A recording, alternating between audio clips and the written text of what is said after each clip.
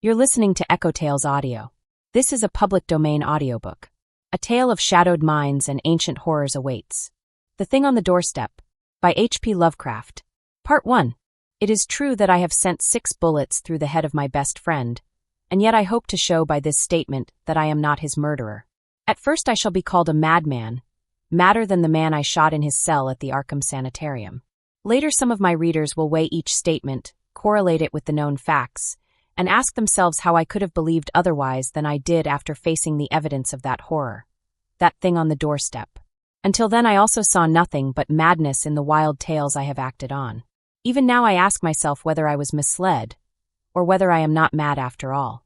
I do not know, but others have strange things to tell of Edward and Asenath Derby, and even the stolid police are at their wits' ends to account for that last terrible visit. They have tried weakly to concoct a theory of a ghastly jest or warning by discharged servants, yet they know in their hearts that the truth is something infinitely more terrible and incredible. So I say that I have not murdered Edward Derby. Rather have I avenged him, and in so doing purged the earth of a horror whose survival might have loosed untold terrors on all mankind. There are black zones of shadow close to our daily paths, and now and then some evil soul breaks a passage through.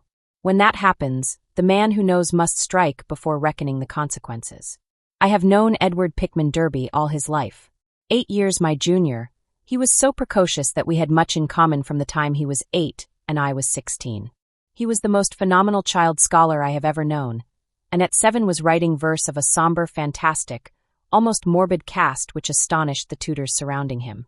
Perhaps his private education and coddled seclusion had something to do with his premature flowering. An only child, he had organic weaknesses which startled his doting parents and caused them to keep him closely chained to their side. He was never allowed out without his nurse, and seldom had a chance to play unconstrainedly with other children. All this doubtless fostered a strange, secretive life in the boy, with imagination as his one avenue of freedom. At any rate, his juvenile learning was prodigious and bizarre, and his facile writings such as to captivate me despite my greater age. About that time I had leanings toward art of a somewhat grotesque cast, and I found in this younger child a rare kindred spirit.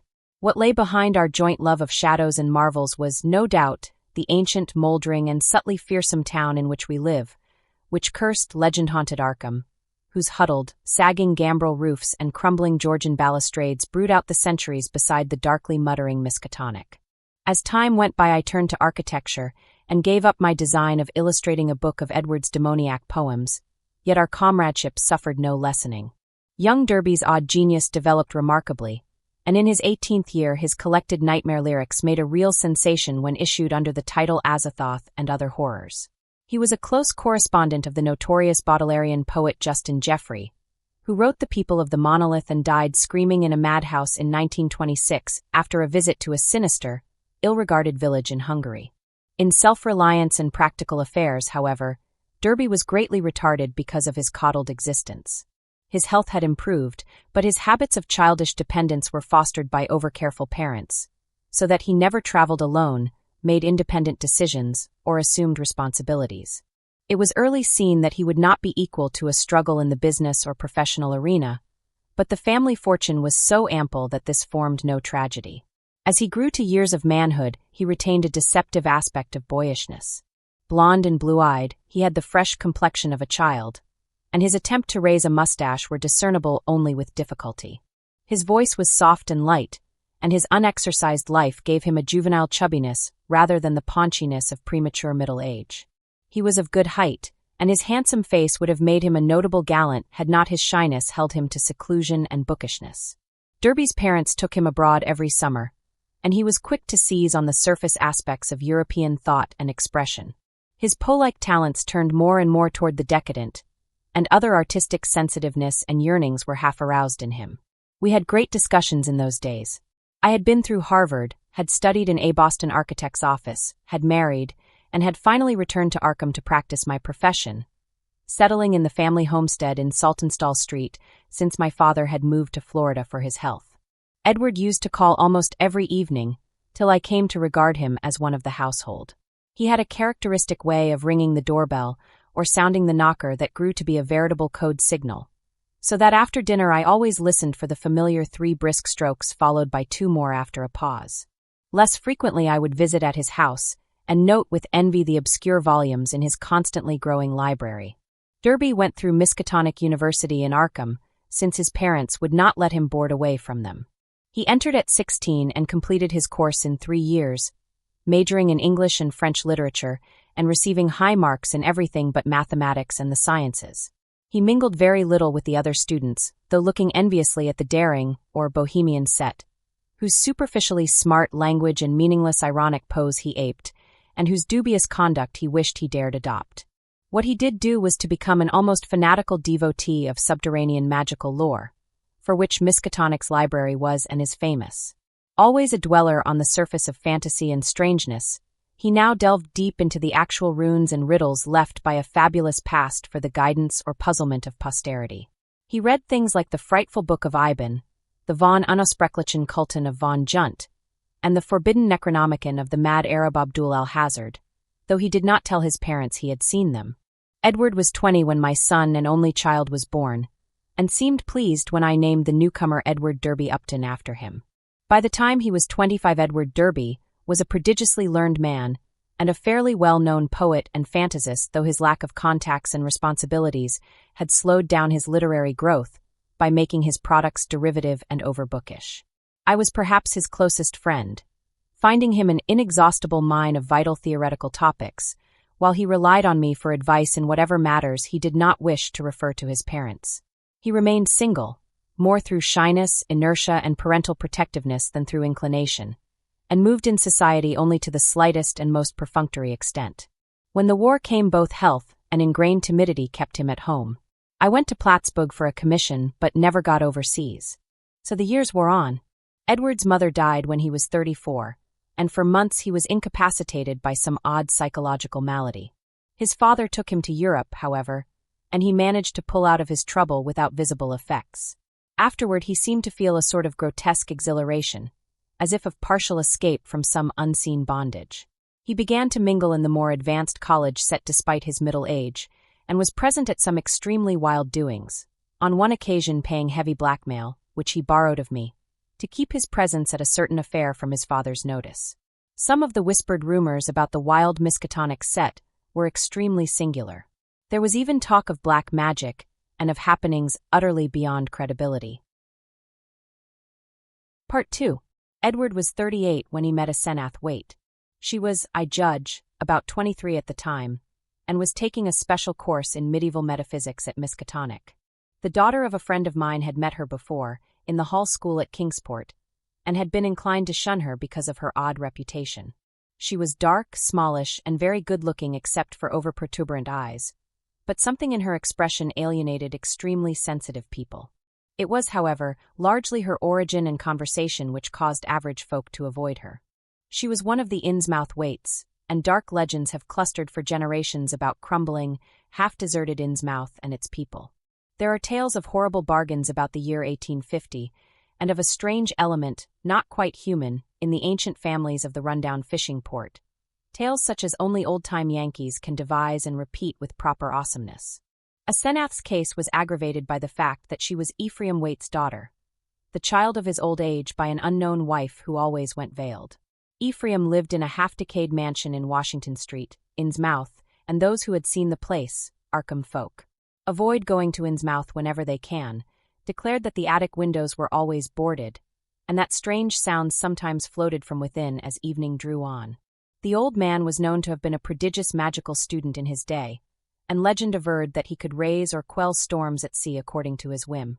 I had seen him once or twice in my youth as he came to Arkham to consult forbidden tomes at the college library, and had hated his wolfish, saturnine face with its tangle of iron-gray beard. He had died insane, under rather queer circumstances, just before his daughter, by his will made a nominal ward of the principal, entered the Hall School, but she had been his morbidly avid pupil and looked fiendishly like him at times. The friend whose daughter had gone to school with Asenath Waite repeated many curious things when the news of Edward's acquaintance with her began to spread about. Asenath, it seemed, had posed as a kind of magician at school, and had really seemed able to accomplish some highly baffling marvels. She professed to be able to raise thunderstorms, though her seeming success was generally laid to some uncanny knack at prediction. All animals markedly disliked her, and she could make any dog howl by certain motions of her right hand. There were times when she displayed snatches of knowledge and language very singular, and very shocking, for a young girl, when she would frighten her schoolmates with leers and winks of an inexplicable kind, and would seem to extract an obscene zestful irony from her present situation. Most unusual, though, were the well-attested cases of her influence over other persons.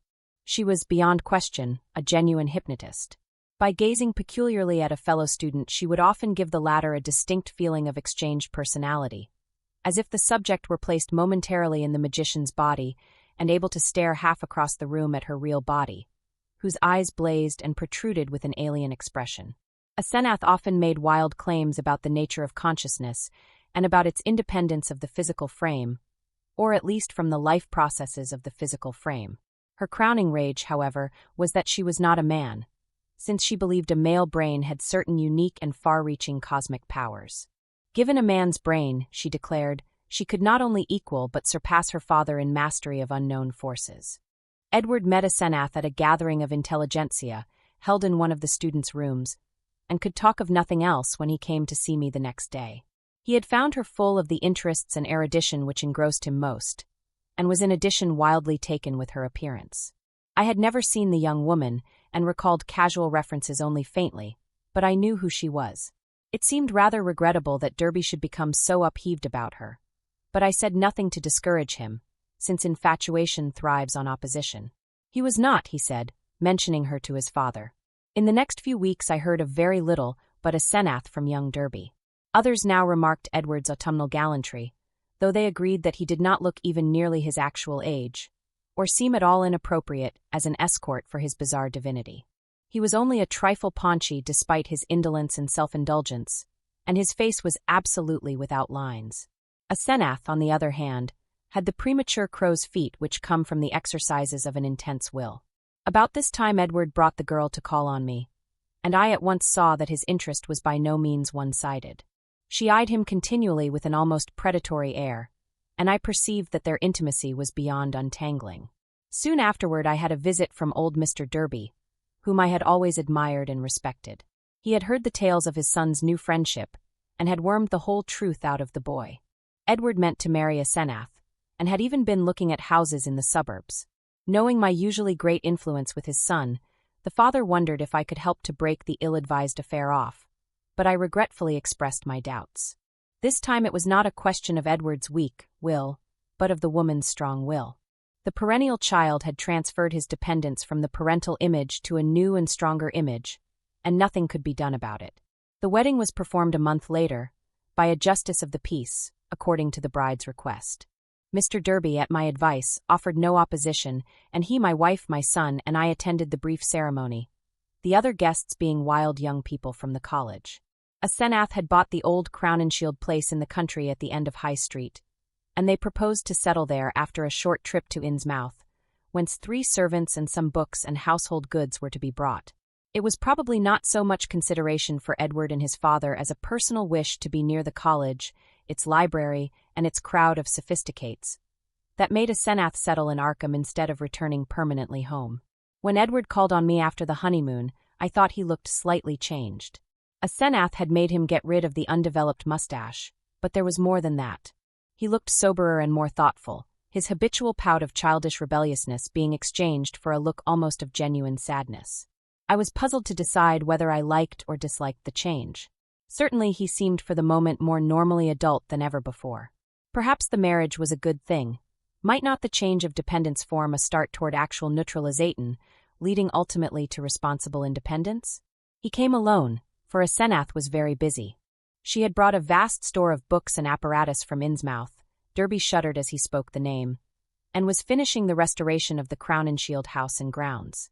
Her home, in that town, was a rather disgusting place, but certain objects in it had taught him some surprising things. He was progressing fast in esoteric lore now that he had Asenath's guidance. Some of the experiments she proposed were very daring and radical. He did not feel at liberty to describe them, but he had confidence in her powers and intentions. The 3 servants were very queer. An incredibly aged couple who had been with old Ephraim, and referred occasionally to him and to Asenath's dead mother in a cryptic way, and a swarthy young wench who had marked anomalies of feature and seemed to exude a perpetual odor of fish. Part 3. For the next 2 years I saw less and less of Derby. A fortnight would sometimes slip by without the familiar 3 and 2 strokes at the front door. And when he did call, or when, as happened with increasing infrequency, I called on him, he was very little disposed to converse on vital topics. He had become secretive about those occult studies which he used to describe and discuss so minutely, and preferred not to talk of his wife. She had aged tremendously since her marriage, till now, oddly enough, she seemed the elder of the two. Her face held the most concentratedly determined expression I had ever seen, and her whole aspect seemed to gain a vague, unplaceable repulsiveness. My wife and son noticed it as much as I, and we all ceased gradually to call on her, for which, Edward admitted in one of his boyishly tactless moments, she was unmitigatedly grateful. Occasionally the Derbys would go on long trips, ostensibly to Europe, though Edward sometimes hinted at obscurer destinations. It was after the first year that people began talking about the change in Edward Derby. It was very casual talk, for the change was purely psychological, but it brought up some interesting points.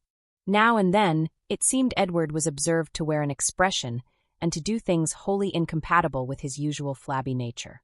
For example, although in the old days he could not drive a car, he was now seen occasionally to dash into or out of the old Crown and Shield driveway with a Senath's powerful Packard, handling it like a master and meeting traffic entanglements with a skill and determination utterly alien to his accustomed nature.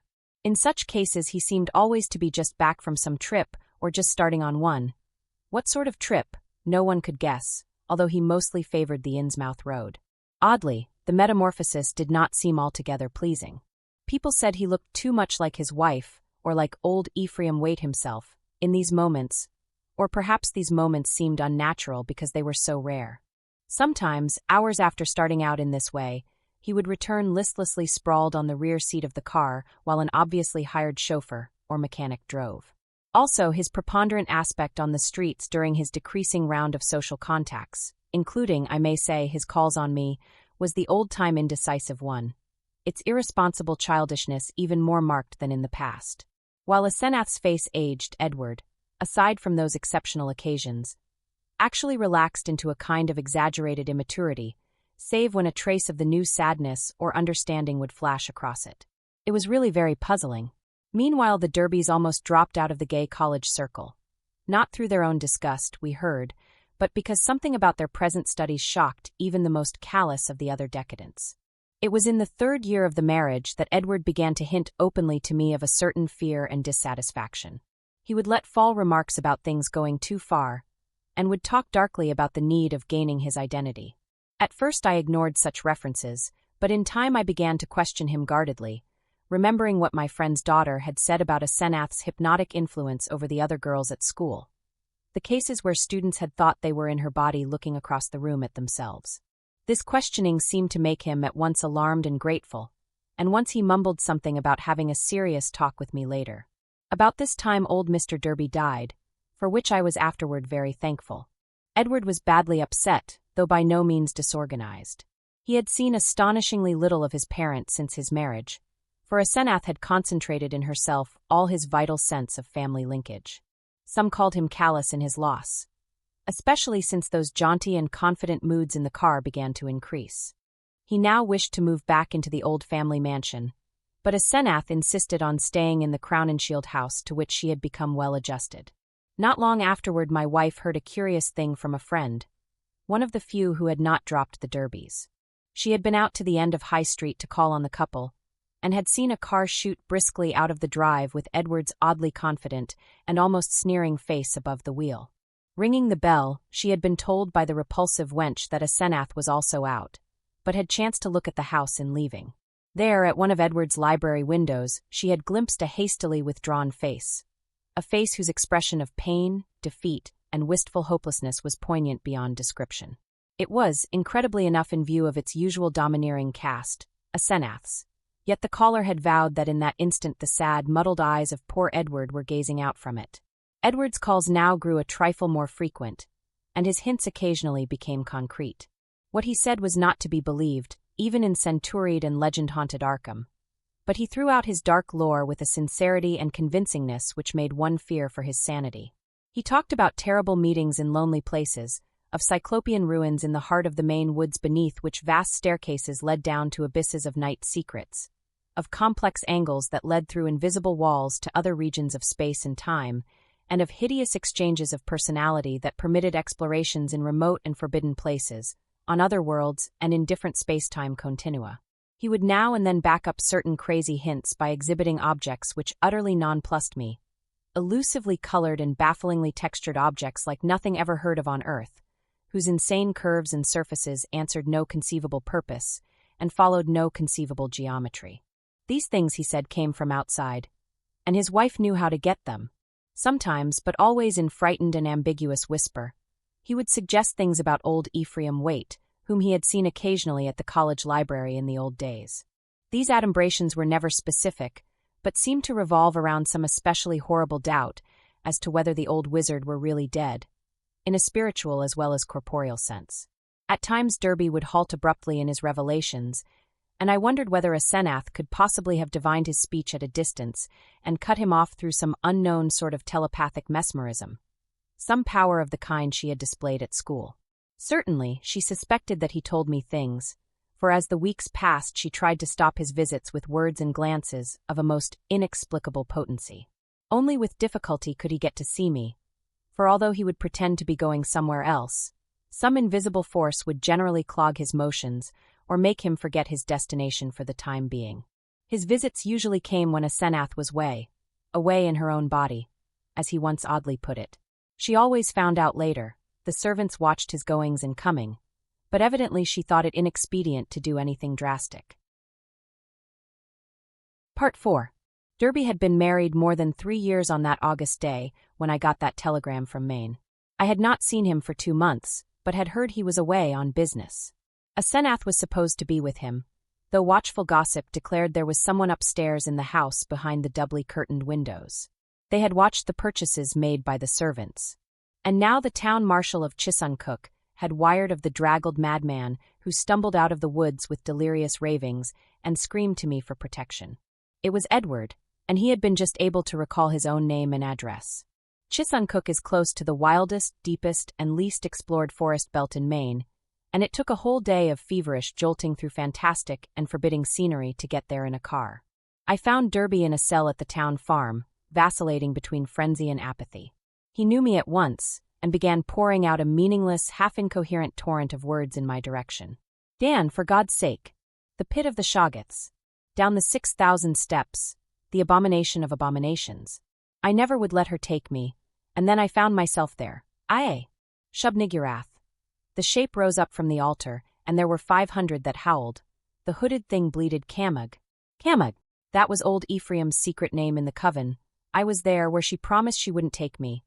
A minute before I was locked in the library, and then I was there where she had gone with my body. In the place of utter blasphemy, the unholy pit where the black realm begins and the watcher guards the gate. I saw a Shoggoth. It changed shape. I can't stand it. I'll kill her if she ever sends me there again. I'll kill that entity. I'll kill it. I'll kill it with my own hands. It took me an hour to quiet him, but he subsided at last. The next day I got him decent clothes in the village, and set out with him for Arkham. His fury of hysteria was spent, and he was inclined to be silent, though he began muttering darkly to himself when the car passed through Augusta, as if the sight of a city aroused unpleasant memories. It was clear that he did not wish to go home, and considering the fantastic delusions he seemed to have about his wife, delusions undoubtedly springing from some actual hypnotic ordeal to which he had been subjected, I thought it would be better if he did not. I resolved, put him up myself for a time, no matter what unpleasantness it would make with a Senath. Later I would help him get a divorce, for most assuredly there were mental factors which made this marriage suicidal for him. When we struck open country again, Derby's muttering faded away, and I let him nod and drowse on the seat beside me as I drove. During our sunset dash through Portland the muttering commenced again, more distinctly than before, and as I listened I caught a stream of utterly insane drivel about a Senath. The extent to which she had preyed on Edward's nerves was plain, for he had woven a whole set of hallucinations around her. His present predicament, he mumbled furtively, was only one of a long series. She was getting hold of him, and he knew that some day she would never let go. Even now she probably let him go only when she had to, because she couldn't hold on long at a time. She constantly took his body and went to nameless places for nameless rites, leaving him in her body and locking him upstairs. But sometimes she couldn't hold on, and he would find himself suddenly in his own body again in some far-off, horrible, and perhaps unknown place. Sometimes she'd get hold of him again, and sometimes she couldn't. Often he was left stranded somewhere as I had found him. Time and again he had to find his way home from frightful distances, getting somebody to drive the car after he found it. The worst thing was that she was holding on to him longer and longer at a time. She wanted to be a man, to be fully human. That was why she got hold of him. She had sensed the mixture of fine-wrought brain and weak will in him. Some day she would crowd him out and disappear with his body. Disappear to become a great magician like her father, and leave him marooned in that female shell that wasn't even quite human. Yes, he knew about the Innsmouth blood now. There had been traffic with things from the sea. It was horrible. And old Ephraim, he had known the secret, and when he grew old did a hideous thing to keep alive. He wanted to live forever.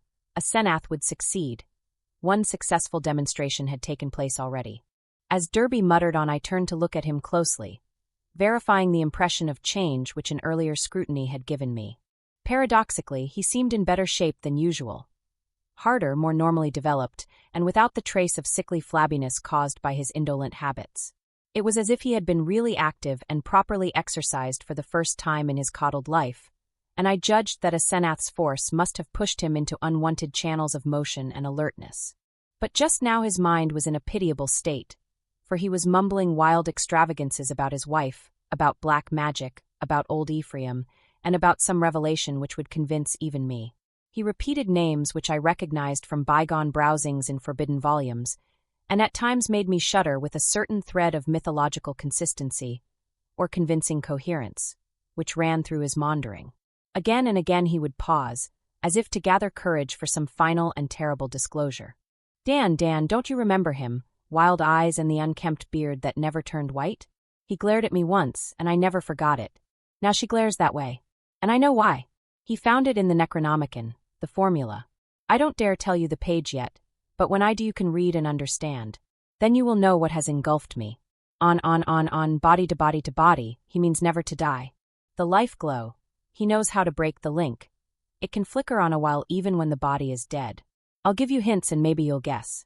Listen, Dan, do you know why my wife always takes such pains with that silly backhand writing? Have you ever seen a manuscript of old Ephraim's? Do you want to know why I shivered when I saw some hasty notes a Senath had jotted down? A Senath, is there such a person? Why did they half think there was poison in old Ephraim's stomach? Why do the Gilmans whisper about the way he shrieked, like a frightened child, when he went mad and a Senath locked him up in the padded attic room where the other had been? Was it old Ephraim's soul that was locked in? Who locked in whom? Why had he been looking for months for someone with a fine mind and a weak will? Why did he curse that his daughter wasn't a son? Tell me, Daniel Upton, what devilish exchange was perpetrated in the house of horror where that blasphemous monster had his trusting, weak-willed half-human child at his mercy? Didn't he make it permanent, as she'll do in the end with me? Tell me why that thing that calls itself a Senath writes differently off guard, so that you can't tell its script from. Then the thing happened. Derby's voice was rising to a thin treble scream as he raved, when suddenly it was shut off with an almost mechanical click. I thought of those other occasions at my home when his confidences had abruptly ceased, when I had half fancied that some obscure telepathic wave of a Senath's mental force was intervening to keep him silent. This, though, was something altogether different, and, I felt, infinitely more horrible. The face beside me was twisted almost unrecognizably for a moment, while through the whole body there passed a shivering motion, as if all the bones, organs, muscles, nerves, and glands were adjusting themselves to a radically different posture, set of stresses, and general personality. Just where the supreme horror lay, I could not for my life tell, yet there swept over me such a swamping wave of sickness and repulsion, such a freezing, petrifying sense of utter alienage and abnormality, that my grasp of the wheel grew feeble and uncertain. The figure beside me seemed less like a lifelong friend than like some monstrous intrusion from outer space, some damnable, utterly accursed focus of unknown and malign cosmic forces. I had faltered only a moment, but before another moment was over my companion had seized the wheel and forced me to change places with him. The dusk was now very thick, and the lights of Portland far behind, so I could not see much of his face. The blaze of his eyes, though, was phenomenal, and I knew that he must now be in that queerly energized state, so unlike his usual self, which so many people had noticed. It seemed odd and incredible that listless Edward Derby, he who could never assert himself and who had never learned to drive, should be ordering me about and taking the wheel of my own car, yet that was precisely what had happened. He did not speak for some time, and in my inexplicable horror I was glad he did not. In the lights of Biddeford and Sacco I saw his firmly set mouth, and shivered at the blaze of his eyes. The people were right. He did look damnably like his wife and like old Ephraim when in these moods. I did not wonder that the moods were disliked. There was certainly something unnatural in them, and I felt the sinister element all the more because of the wild ravings I had been hearing. This man, for all my lifelong knowledge of Edward Pickman Derby, was a stranger, an intrusion of some sort from the black abyss. He did not speak until we were on a dark stretch of road, and when he did his voice seemed utterly unfamiliar. It was deeper, firmer, and more decisive than I had ever known it to be, while its accent and pronunciation were altogether changed, though vaguely, remotely, and rather disturbingly recalling something I could not quite place. There was, I thought, a trace of very profound and very genuine irony in the timbre, not the flashy, meaninglessly jaunty pseudo-irony of the callow sophisticate, which Derby had habitually affected, but something grim, basic, pervasive, and potentially evil. I marveled at the self-possession, so soon following the spell of panic-struck muttering. "I hope you'll forget my attack back there, Upton," he was saying. "You know what my nerves are, and I guess you can excuse such things. I'm enormously grateful, of course, for this lift home. And you must forget, too, any crazy things I may have been saying about my wife, and about things in general. That's what comes from overstudy in a field like mine. My philosophy is full of bizarre concepts, and when the mind gets worn out it cooks up all sorts of imaginary concrete applications. I shall take a rest from now on. You probably won't see me for some time, and you needn't blame a Senath for it. This trip was a bit queer, but it's really very simple.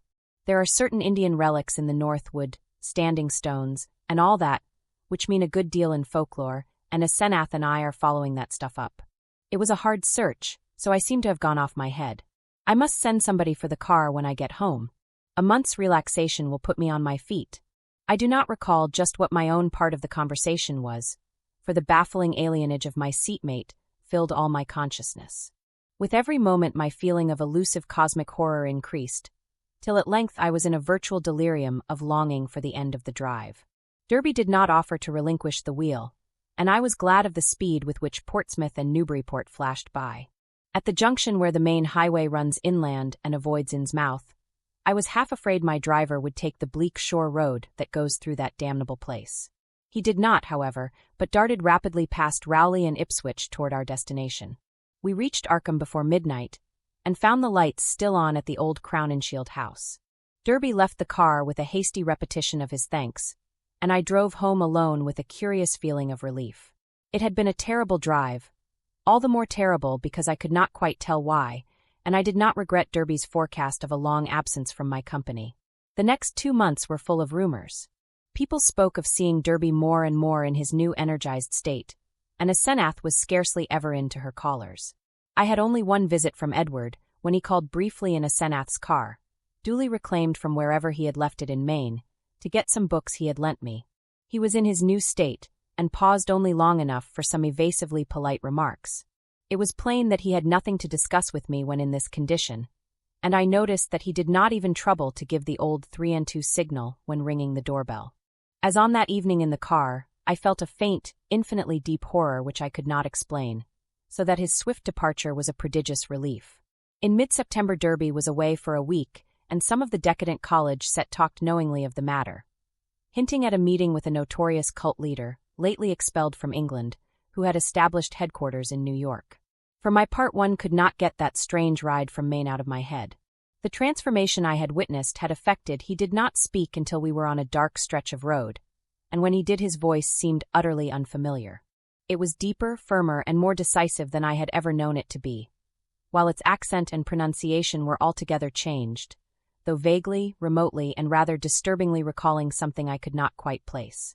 There was, I thought, a trace of very profound and very genuine irony in the timbre, not the flashy, meaninglessly jaunty pseudo-irony of the callow sophisticate, which Derby had habitually affected, but something grim, basic, pervasive, and potentially evil. I marveled at the self-possession, so soon following the spell of panic-struck muttering. "I hope you'll forget my attack back there, Upton," he was saying. "You know what my nerves are, and I guess you can excuse such things. I'm enormously grateful, of course, for this lift home. And you must forget, too, any crazy things I may have been saying about my wife, and about things in general. That's what comes from overstudy in a field like mine. My philosophy is full of bizarre concepts, and when the mind gets worn out it cooks up all sorts of imaginary concrete applications. I shall take a rest from now on. You probably won't see me for some time, and you needn't blame a Senath for it. This trip was a bit queer, but it's really very simple. There are certain Indian relics in the North Wood, standing stones, and all that, which mean a good deal in folklore, and a Senath and I are following that stuff up. It was a hard search, so I seem to have gone off my head. I must send somebody for the car when I get home. A month's relaxation will put me on my feet. I do not recall just what my own part of the conversation was, for the baffling alienage of my seatmate filled all my consciousness.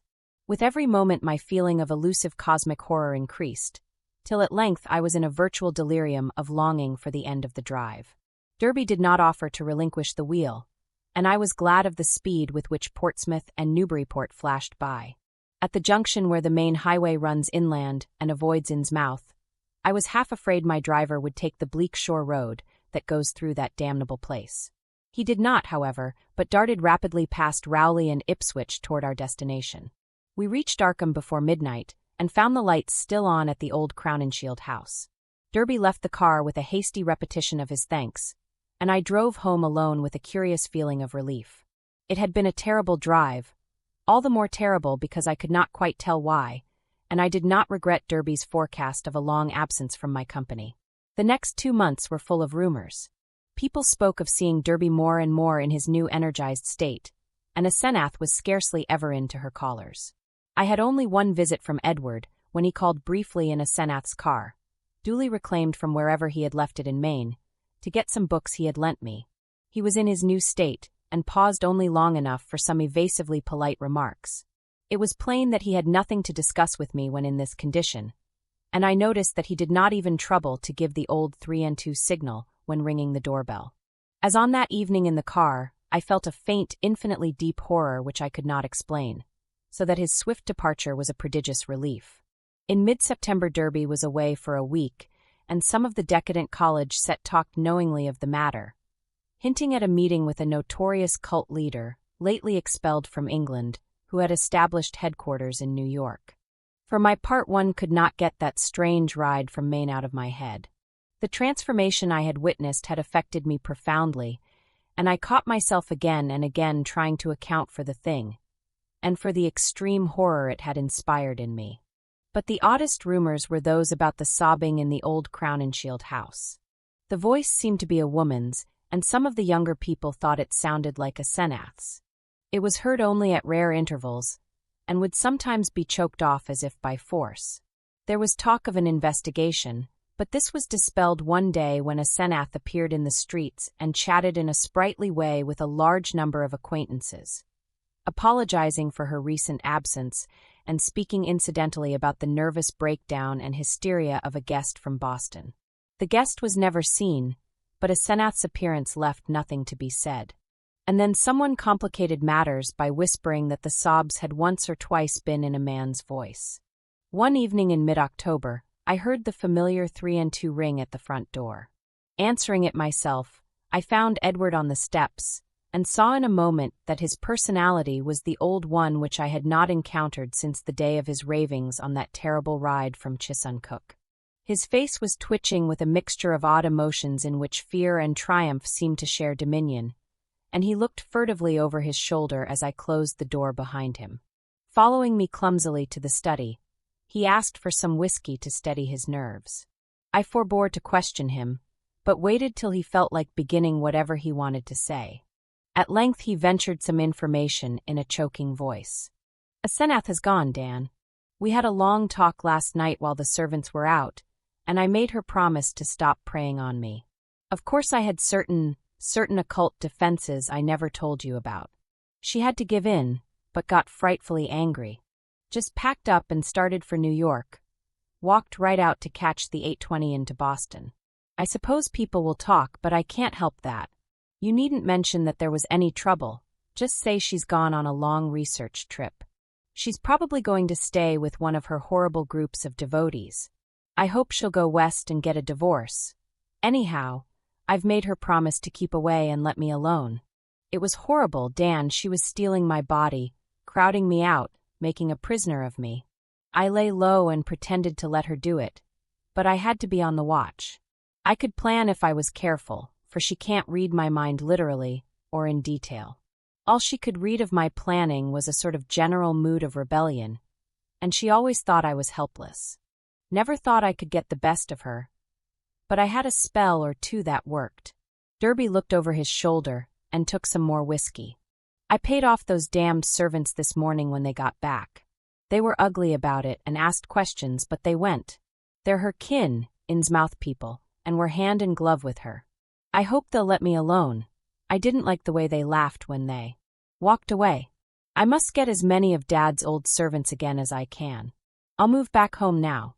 I suppose you think I'm crazy, Dan, but Arkham history ought to hint at things that back up what I've told you, and what I'm going to tell you. You've seen one of the changes, too, in your car after I told you about a Senath that day coming home from Maine. That was when she got me, drove me out of my body. The last thing I remember was when I was all worked up trying to tell you what that she-devil is. Then she got me, and in a flash I was back at the house, in the library where those damned servants had me locked up, and in that cursed fiend's body that isn't even human. You know it was she you must have ridden home with, that praying wolf in my body. You ought to have known the difference. I shuddered as Derby paused. Surely, I had known the difference, yet could I accept an explanation as insane as this? But my distracted caller was growing even wilder. I had to save myself. I had to, Dan. She'd have got me for good at Hallowmas. They hold a Sabbath up there beyond Chisuncook, and the sacrifice would have clinched things. She'd have got me for good, she'd have been I, and I'd have been she, forever. Too late, my body'd have been hers for good. She'd have been a man and fully human, just as she wanted to be.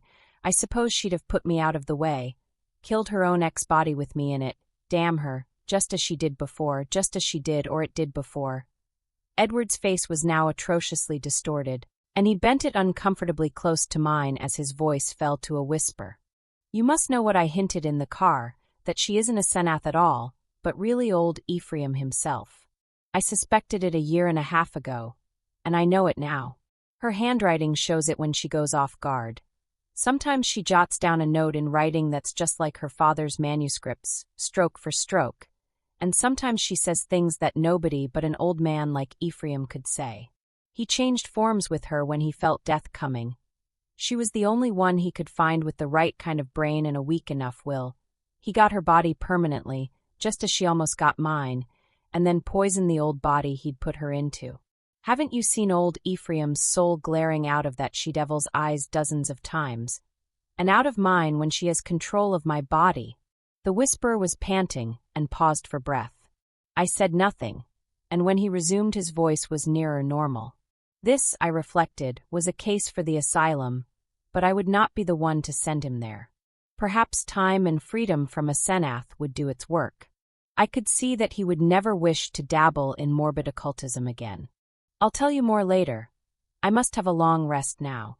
I'll tell you something of the forbidden horrors she led me into. Something of the age-old horrors that even now are festering in out-of-the-way corners with a few monstrous priests to keep them alive.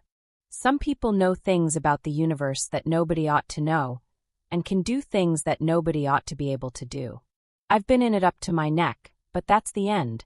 Today I'd burn that damned Necronomicon, and all the rest if I were librarian at Miskatonic. But she can't get me now.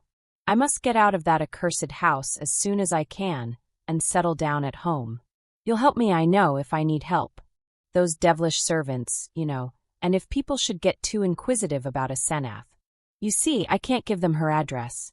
Then there are certain groups of searchers, certain cults, you know, that might misunderstand our breaking up. Some of them have damnably curious ideas and methods. I know you'll stand by me if anything happens, even if I have to tell you a lot that will shock you. I had Edward stay and sleep in one of the guest chambers that night, and in the morning he seemed calmer. We discussed certain possible arrangements for his moving back into the Derby mansion, and I hoped he would lose no time in making the change. He did not call the next evening, but I saw him frequently during the ensuing weeks. We talked as little as possible about strange and unpleasant things, but discussed the renovation of the old Derby house, and the travels which Edward promised to take with my son and me the following summer. Of a Senath we said almost nothing, for I saw that the subject was a peculiarly disturbing one. Gossip, of course, was rife, but that was no novelty in connection with the strange menage at the old Crown and Shield house. One thing I did not like was what Derby's banker let fall in an overexpansive mood at the Miskatonic Club, about the checks Edward was sending regularly to a Moses and Abigail Sargent and a Eunice Babson in Innsmouth. That looked as if those evil-faced servants were extorting some kind of tribute from him. Yet he had not mentioned the matter to me. I wished that the summer and my son's Harvard vacation would come so that we could get Edward to Europe. He was not, I soon saw, mending as rapidly as I had hoped he would, for there was something a bit hysterical in his occasional exhilaration, while his moods of fright and depression were altogether too frequent. The old Derby house was ready by December, yet Edward constantly put off moving. Though he hated and seemed to fear the Crown and Shield place, he was at the same time queerly enslaved by it. He could not seem to begin dismantling things, and invented every kind of excuse to postpone action. When I pointed this out to him, he appeared unaccountably frightened. His father's old butler, who was there with other reacquired servants, told me one day that Edward's occasional prowlings about the house, and especially down cellar, looked odd and unwholesome to him. I wondered if a Senath had been writing disturbing letters, but the butler said there was no mail which could have come from her.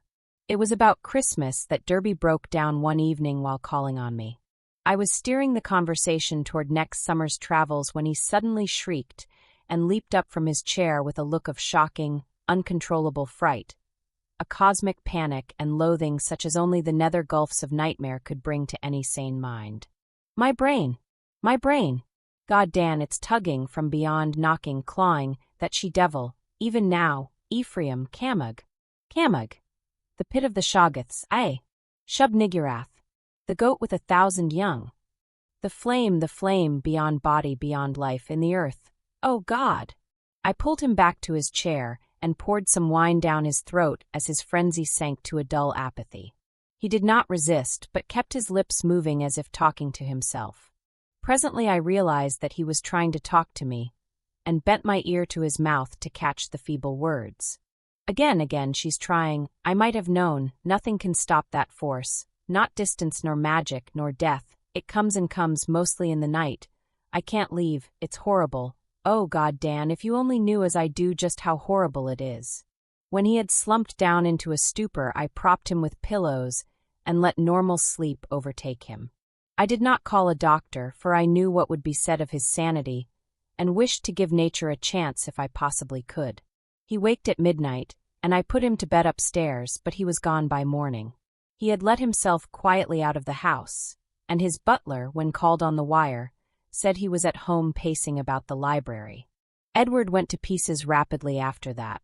He did not call again, but I went daily to see him. He would always be sitting in his library, staring at nothing and having an air of abnormal listening. Sometimes he talked rationally, but always on trivial topics. Any mention of his trouble, of future plans, or of a Senath would send him into a frenzy. His butler said he had frightful seizures at night, during which he might eventually do himself harm. I had a long talk with his doctor, banker, and lawyer, and finally took the physician with 2 specialist colleagues to visit him. The spasms that resulted from the first questions were violent and pitiable, and that evening a closed car took his poor struggling body to the Arkham Sanitarium. I was made his guardian and called on him twice weekly, almost weeping to hear his wild shrieks, awesome whispers, and dreadful, droning repetitions of such phrases as, I had to do it, it'll get me, down there in the dark, Mother, Dan, save me. How much hope of recovery there was, no one could say, but I tried my best to be optimistic. Edward must have a home if he emerged, So I transferred his servants to the Derby mansion, which would surely be his sane choice. What to do about the Crown and Shield place with its complex arrangements and collections of utterly inexplicable objects I could not decide, so left it momentarily untouched, telling the Derby household to go over and dust the chief rooms once a week, and ordering the furnace man to have a fire on those days. The final nightmare came before Candlemas, heralded in cruel irony by a false gleam of hope. One morning late in January, the sanitarium telephoned to report that Edward's reason had suddenly come back. His continuous memory, they said, was badly impaired, but sanity itself was certain. Of course, he must remain some time for observation, but there could be little doubt of the outcome. All going well, he would surely be free in a week. I hastened over in a flood of delight, but stood bewildered when a nurse took me to Edward's room. The patient rose to greet me, extending his hand with a polite smile, but I saw in an instant that he bore the strangely energized personality which had seemed so foreign to his own nature. The competent personality I had found so vaguely horrible, and which Edward himself had once vowed was the intruding soul of his wife. There was the same blazing vision, so like a Senath's and old Ephraim's, and the same firm mouth. And when he spoke I could sense the same grim, pervasive irony in his voice, the deep irony so redolent of potential evil.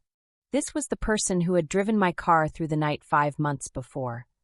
The person I had not seen since that brief call when he had forgotten the old-time doorbell signal and stirred such nebulous fears in me. And now he filled me with the same dim feeling of blasphemous alienage and ineffable cosmic hideousness. He spoke affably of arrangements for release, and there was nothing for me to do but assent, despite some remarkable gaps in his recent memories. Yet I felt that something was terribly, inexplicably wrong and abnormal. There were horrors in this thing that I could not reach.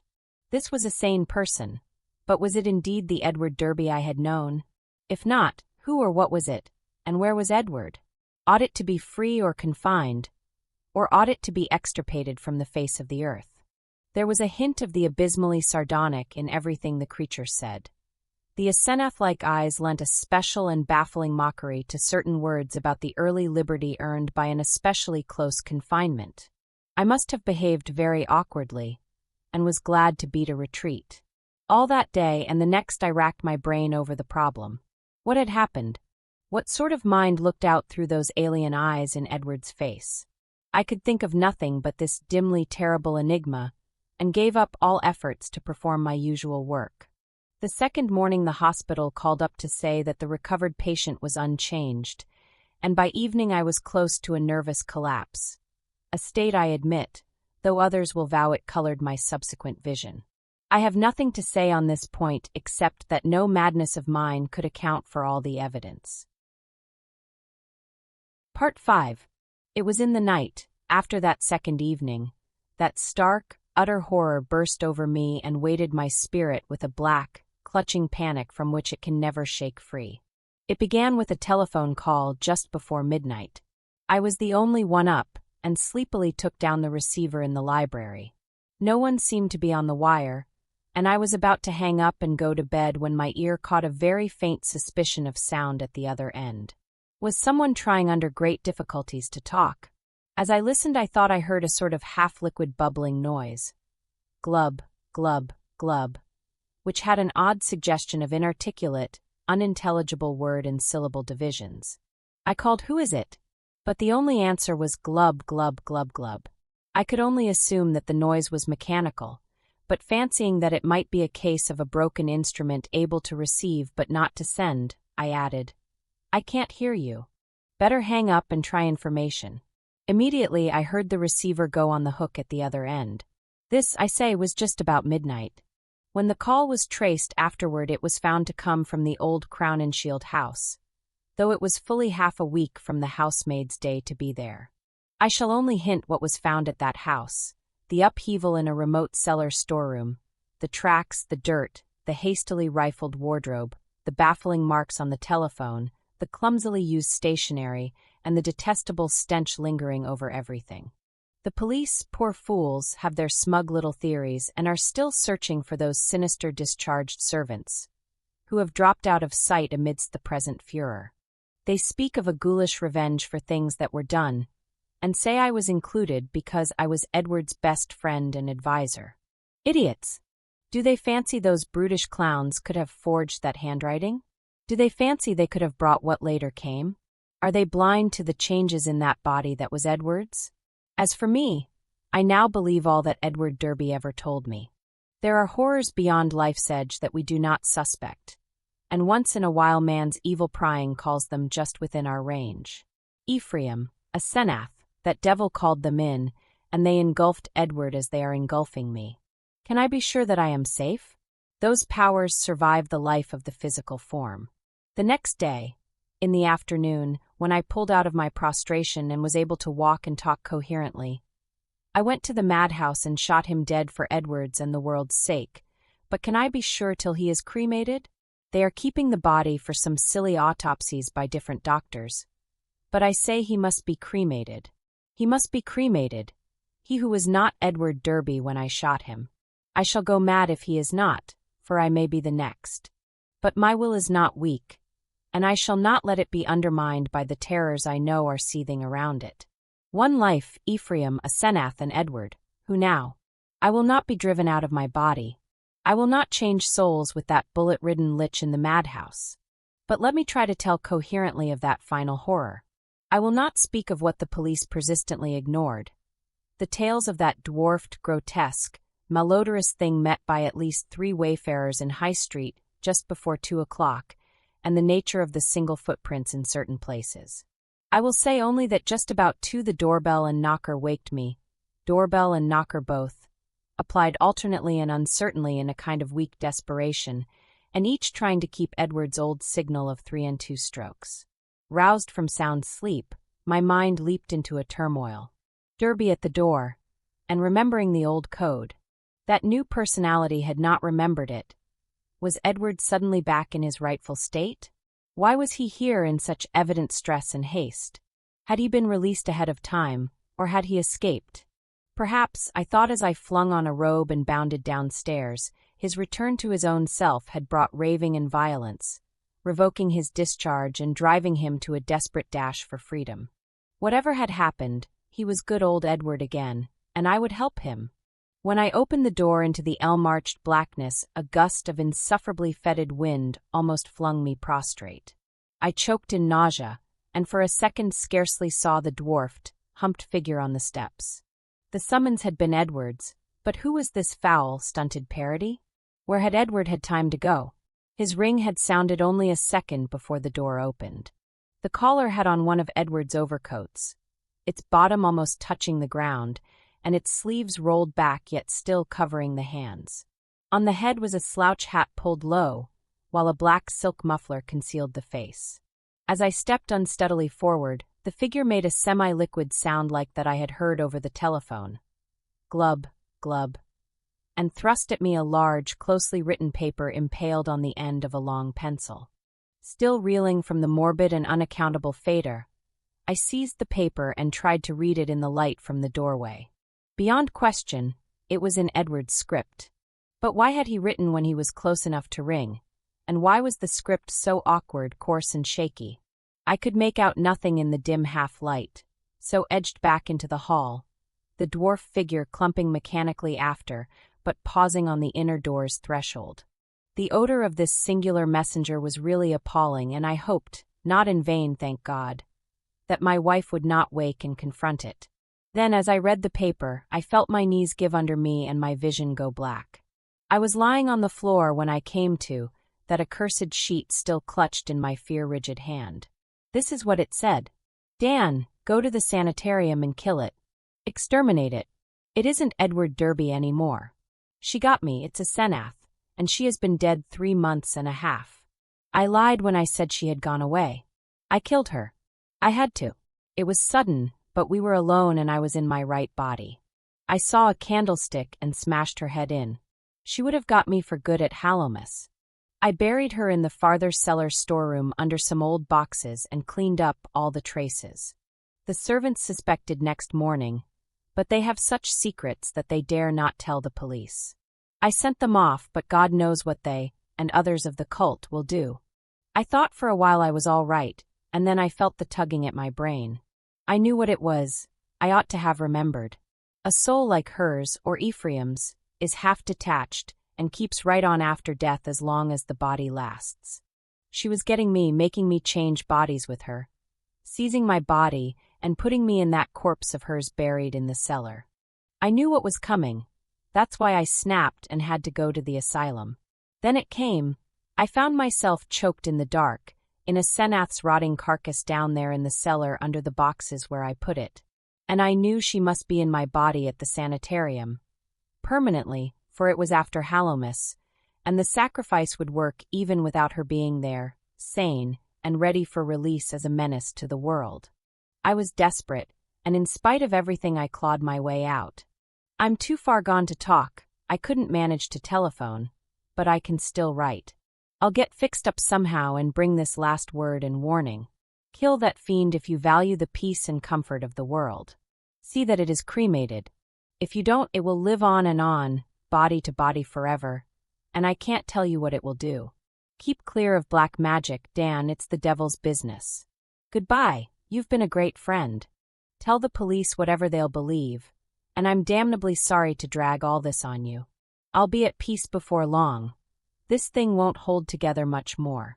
Hope you can read this. And kill that thing, kill it. Yours, Ed.